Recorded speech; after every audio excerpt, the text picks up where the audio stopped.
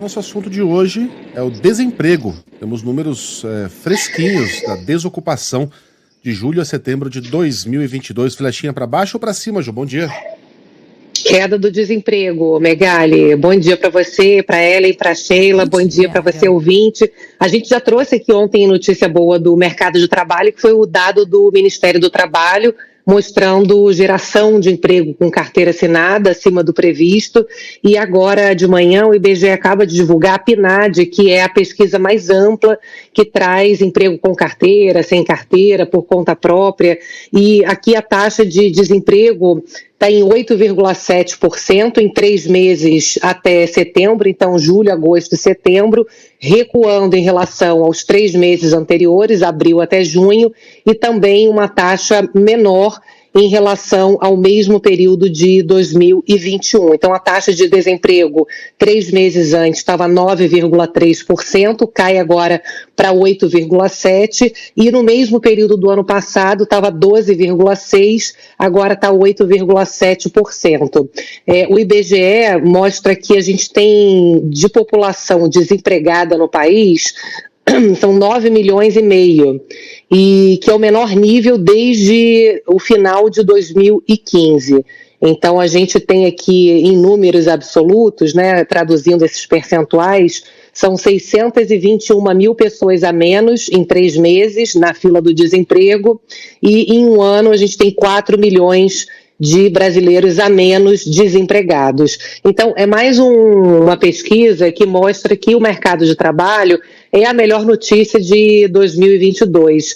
O número de recuperação de emprego, principalmente de pessoas que conseguiram trabalho, que os especialistas em emprego chamam muita atenção para o fato de que tem muita gente ocupada, ou seja, que conseguiu ou um emprego formal ou informal, algum tipo de ocupação, porque muitas vezes a gente conversa aqui que a taxa de desemprego, ela também é formada por pessoas que procuram trabalho, e a gente sabe que muita gente não voltou a procurar trabalho ainda, seja pela pobreza, seja por alguma questão de falta de condições de voltar ao mercado de trabalho por algum motivo, sequela da Covid. A gente vinha acompanhando também essa volta que parecia mais lenta entre mulheres, que tem uma dificuldade maior de ter com quem deixar os filhos e tal, mas o importante, segundo os estudiosos aí do trabalho, é que o nível de ocupação, ou seja, pessoas que conseguiram uma ocupação, é recorde histórico. E por que isso está acontecendo? Tem 3 explicações principais aí que eu tenho ouvido aí dos especialistas. Uma é que o setor de serviços teve uma recuperação muito mais rápida do que os economistas previam, os próprios empresários. Então, a dinâmica de recuperação de serviços, que sofreu muito com a pandemia, que é toda essa área que depende de circulação de pessoas, de contato físico, então que sofreu muito com a pandemia, né? Salão de beleza, turismo, tudo aquilo que depende muito de contato físico, eventos, né, culturais e tal, a reação foi mais forte do que o previsto. Então, a dinâmica mesmo de recuperação surpreendeu.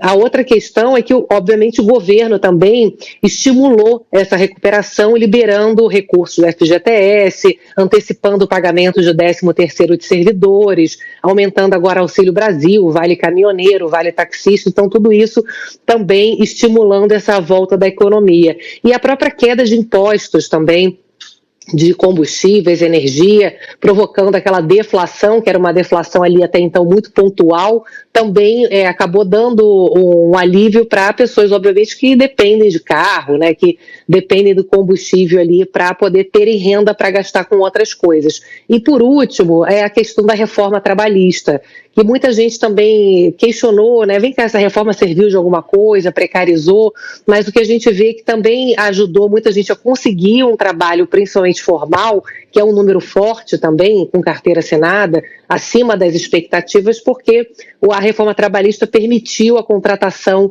de pessoas em períodos intermitentes, né? A pessoa que só trabalha fim de semana, em algum trabalho específico, num clube, em evento, em restaurante que tem mais movimento ali no fim de semana. Então, é uma notícia boa, mercado de trabalho, todos os economistas me falam, olha, se tem uma coisa realmente que me surpreendeu, foi a reação forte do mercado de trabalho. Daqui para frente, a expectativa ainda é de aquecimento, porque emprego é uma decisão que demora a ser tomada, então a economia teve uma reação forte esse ano, então muitas empresas ainda estão contratando, vem aí Copa, fim do ano, então se espera ainda um mercado de trabalho aquecido. Para o ano que vem, que é o que a gente tem conversado tanto, que é a tal da incógnita, né? Tem gente prevendo o crescimento da economia de 0,5% até 2%. No fundo, ninguém sabe qual é a agenda econômica. O professor José Pastore recomenda, um dos maiores especialistas, né, em trabalho, escreveu um artigo hoje no Jornal Estado de São Paulo propondo 3 prioridades para gerar emprego, que são grandes obras de infraestrutura, né, que geram muito emprego em saneamento, em obras de rodovias, estradas. Precisa fazer também a educação melhorar, principalmente de curto prazo, que são jovens que perderam conteúdo durante a pandemia, um programa sério de educação voltado para o trabalho. E terceiro, a proteção a pessoas que estão na informalidade, nesses aplicativos, né, que não tem segurança nenhuma. Então, segundo o professor, 3 prioridades para garantir a continuidade da melhora do trabalho no Brasil. Então, a fórmula está pronta, né? A gente tem que saber se o novo presidente vai colocar em prática.